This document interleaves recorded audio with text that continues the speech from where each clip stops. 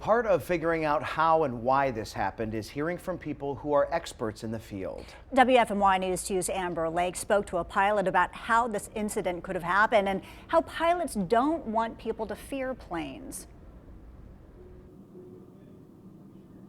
Julie, Chad, that plane that was involved in the crash is the exact same type of plane that flies out of here at PTI in Greensboro. Now that plane, the one involved in the crash, was expected to take a full load of passengers from Wilmington up to DC later in March. The FAA said the crash happened before 9 p.m. in some of the most tightly controlled and monitored airspace in the world, just over 3 miles south of the White House and the Capitol. A few minutes before landing, air traffic controllers asked the arriving commercial jet if it could land on a shorter runway. The pilot said that they were able to. Controllers then cleared the plane to land, and then less than 30 seconds before the crash, an air traffic controller asked the helicopter if it saw the plane about to land. The controller made another radio call to the helicopter moments later saying Pat 25 passed behind the CRJ, which is that aircraft involved in the crash. Seconds after that, the two collided.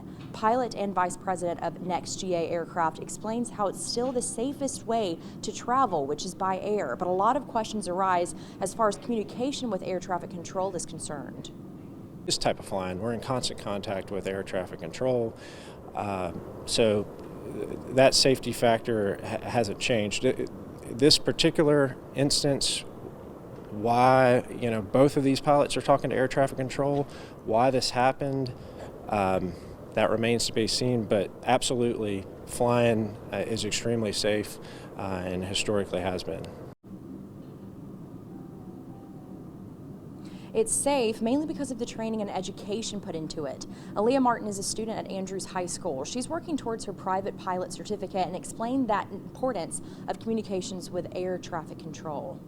So many other aircrafts that you may not be able to see. For example, I fly VFR, which is visual flight rules. So I'm not going to be able to see the planes in the clouds, which are like the airliners. So I won't be able to see them. So if I don't stay on the heading and the altitude, I was told there could be a possible collision.